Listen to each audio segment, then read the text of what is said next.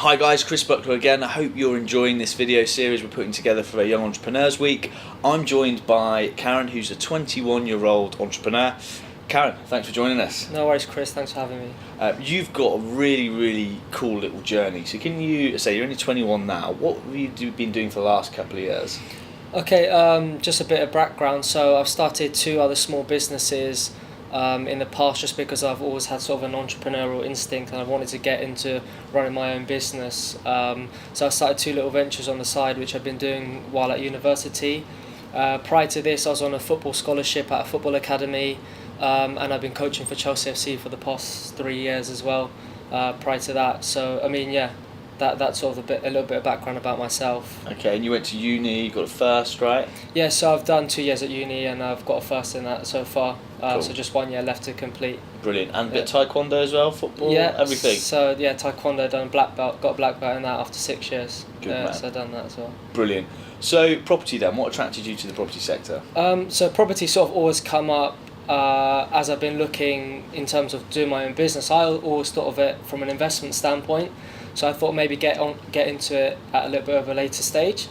However, when I started learning about the sales and the entrepreneurship around it, mainly sort of like the Keller Williams model, not an employee-based model, that's really what attracted me to it, because it's just something that's always there and it's always going to be there.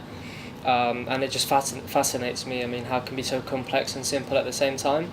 Yeah. And that's something, that attracted me to property itself. And what's your biggest learning in property so far, would you say? My biggest learning in property, I mean, like I said, it's something that everyone needs. So it's just being able to help the clients, help them get what they need. Everyone's in a different situation. They might be going through tough times or good times, and just being able to supply them with what they need, whether they need to get their home sold or whether they need someone to help them find a place immediately. Just being able to do that is something that I've learned a lot about. Cool. And what challenges, or what did you find it easy to get into the property industry, or was it challenging? How did you go about that? From someone that's come from a completely non-property background, it was a bit challenging at first, but I mean, like the training I've had, the people that I've been surrounded with here, everyone taking time out of their day to spend time with me, going through little bits that I need to learn along the way. And in the few months that I've been here, I mean, I would say I've learned a tremendous amount. Is there a lot to learn? Yes, but I've learned definitely a lot.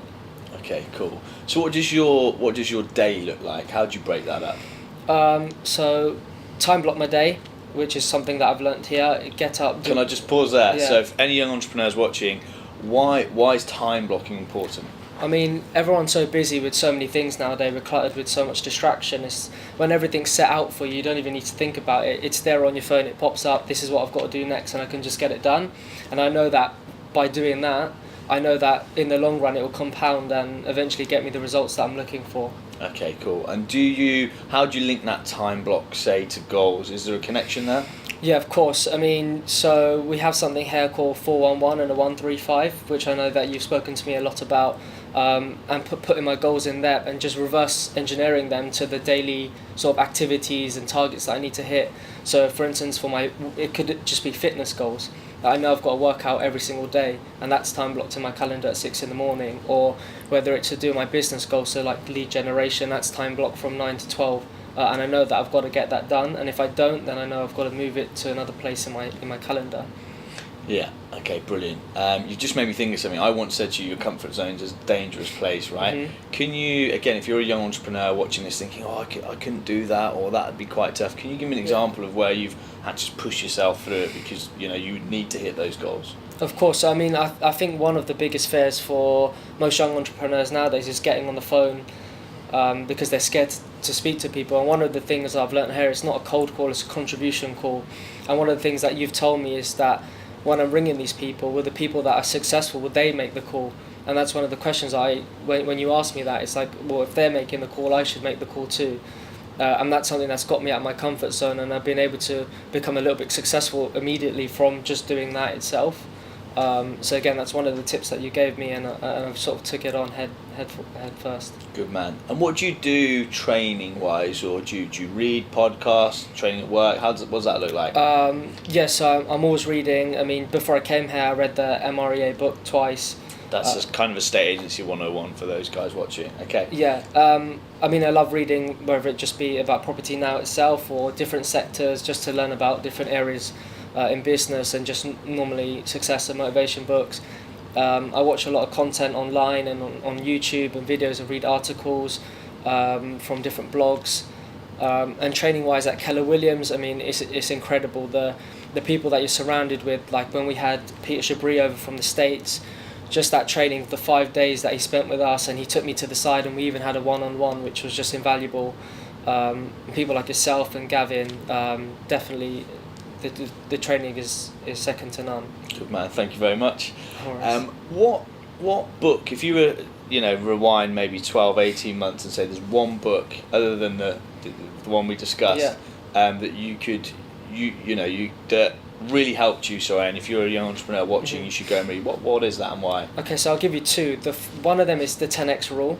Yeah. That just puts in perspective, I mean, the goals that you should be setting and how you should be setting them, and really just understanding that action is key. And the second one supplements that book, and it's called The Compound Effect by Darren Hardy, who's also successful in real estate itself. And he really puts in pieces that the small activities you do day to day, it will compound over time, and that's what will get you the results that you need. So them two books are really easy reads, but really meaningful. Good man, thank you. Talk to me about challenges then. So you're 21, you've got a lot going on, fitness. Yeah. How do you not get distracted? I mean, that's obviously something that's difficult and it's hard to overcome. Still wanting to go out with my friends and having a social life and playing football, and then juggling the business itself, and family time as well. It is difficult, but like you said, when you plan stuff out and you're able to really focus your efforts, rather than saying, oh, I've worked an 8-hour day, but really you've only worked an hour of that 8-hour day and the other 7 hours you've just been messing around. Or so don't be a busy fool, right? Yeah, exactly. You really have purposeful work that you're doing. I mean, all work can get done. You can get it in enough amount of time, and you are able to balance or counterbalance, as we learn here. But yeah, it can all fit in, definitely. Good man. So if you're a young entrepreneur watching this now, what's one maybe fail forward you've learned from it you can share that would help them? Okay, one thing I would say is that I'm sort of a perfectionist, as not in a good way, but I like to get things done and keep doing them until they're perfect, and then sort of take action. Yeah.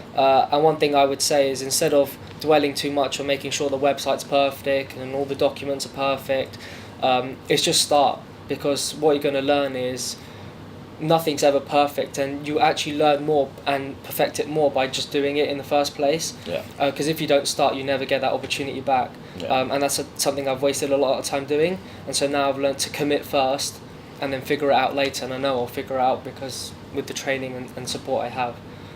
So that's what I would say. So don't wait for perfection, just get going. Just get going, yeah. Perfect. Cool. Last question from me, 12 months time, what does it look like for you? Hopefully a booming business, hopefully have a few people working under me if that's possible at the time, but really having a structure and understanding the consistency and producing results month on month, and having that structure in place so I can just excel from there. Brilliant. Good man, Karan, thanks for joining us. I hope you enjoyed our latest episode. We've got another one coming up next.